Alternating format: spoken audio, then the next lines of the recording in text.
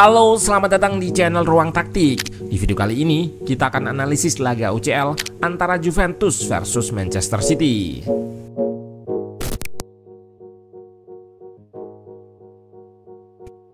Juventus berhasil kalahkan Man City yang masih berkutat dengan inkonsistensinya.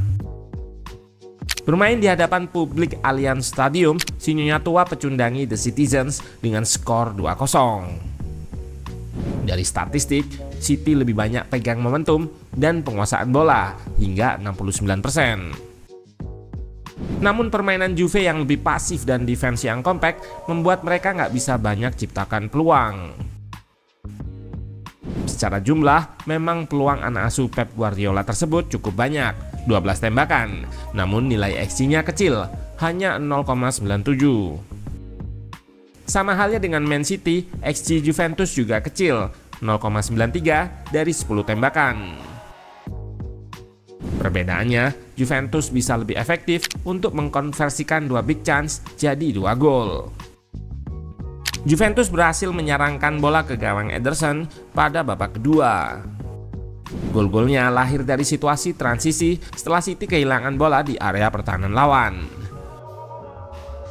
Nah, penasaran bagaimana jalannya laga dari segi taktikal? Let's go, kita bahas sama-sama.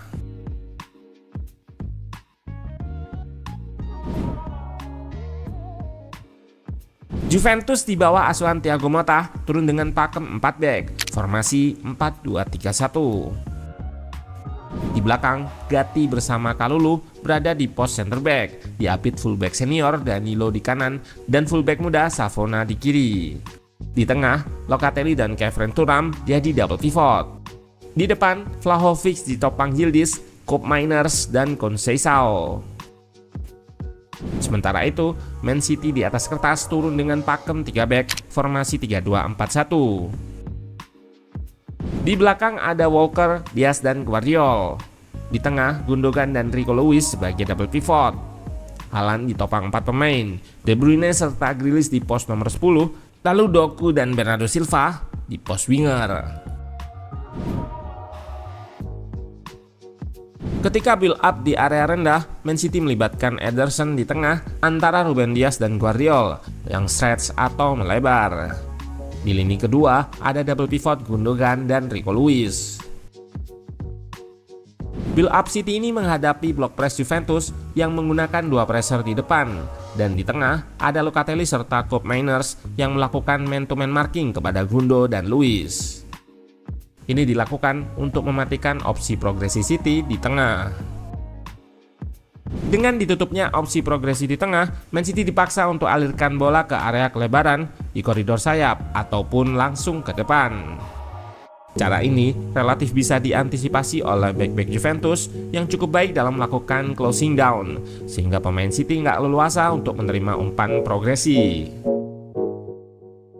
Ketika berada di area yang lebih tinggi, terlihat struktur build up Man City yang mengosongkan area fullback kiri.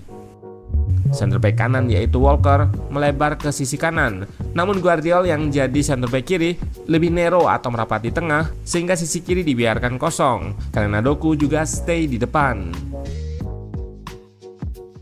Area yang kosong di sisi kiri ini bisa diisi Grealish yang akan bergerak melebar ke area tersebut.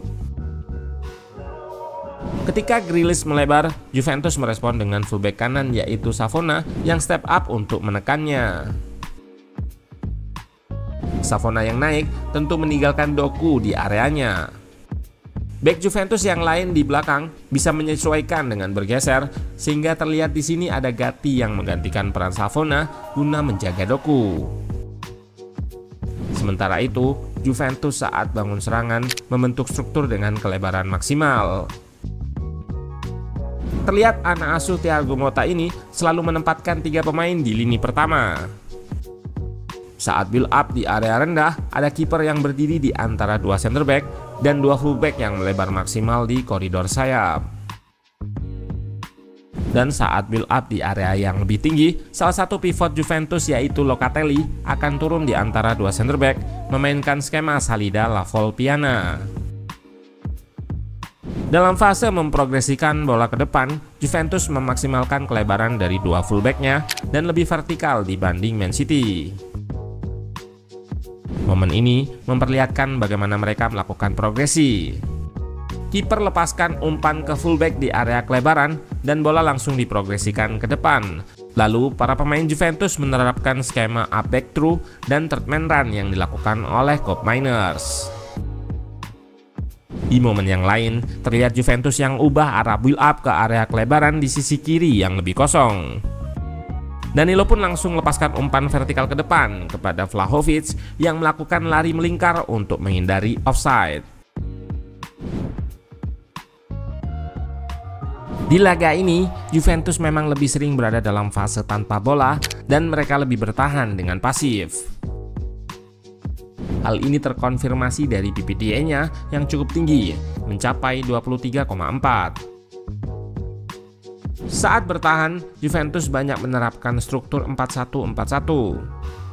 Salah satu dari dua pivot, yaitu Locatelli, naik untuk marking Rico Lewis, sedangkan pivot satunya, Kevin Thuram, lebih dekat ke backline di belakang.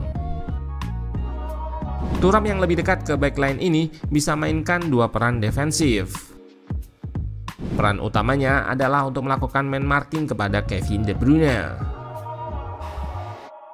Bak seorang pengawal pribadi, Thuram selalu mengikuti pergerakan pemain yang jadi playmaker Man City ini.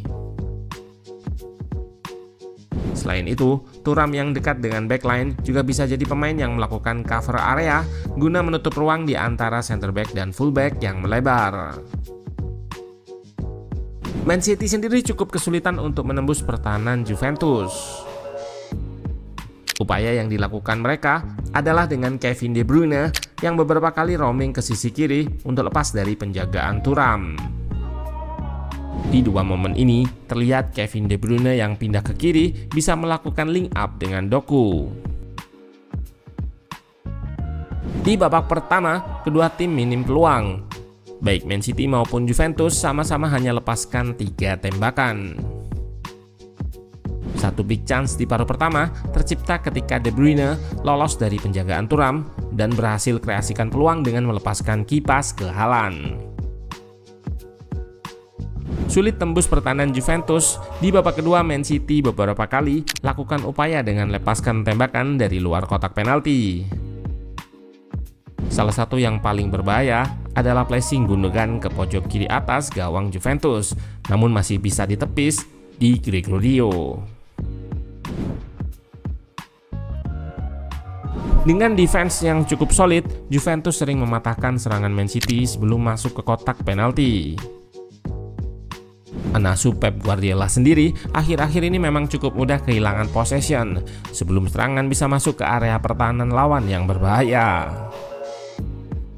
Keseringan hilang bola ini yang berpotensi menimbulkan situasi berbahaya bagi mereka, terlebih race defense-nya yang sering terekspos. Dua gol Juventus di laga ini juga bermula dari serangan Man City yang gagal dan berujung counter attack. Di gol pertama, Gatti berhasil rebut bola dari De Bruyne. Ia pun langsung naik ke depan untuk support serangan balik hingga masuk ke kotak penalti. Pada area tersebut, Gatti menerima crossing dari Locatelli. Tanpa gangguan, ia berdiri di antara dua bek Man City. Tembakan pertama ditepis. Lalu Juve kembali lepaskan crossing. Lagi-lagi terlihat kelemahan Man City dalam mengantisipasi pemain yang berdiri di antara dua pemain. Vlahovic bisa menyambut crossing. Bola sempat dihalau namun tetap masuk ke gawang Ederson. Di gol kedua, giliran Doku yang hilang bola setelah gagal melewati Danilo. Terjadi serangan balik, Man City gagal lakukan counter press. McKennie tanpa kawalan di tengah dan ubah serangan ke Weah di sisi jauh. Masuk ke kotak penalti, ada peran dari Vlahovic yang menarik back City dan membebaskan McKennie untuk menerima crossing dari Weah. Dengan tembakan first time volley, pemain berkebangsaan Amerika ini bobol gawang Man City 2-0. Dengan hasil laga ini, kedua tim masih berada di zona playoff. Juventus peringkat 14, sedangkan City tercecer di peringkat 22, hanya terpaut 1 poin dari zona eliminasi.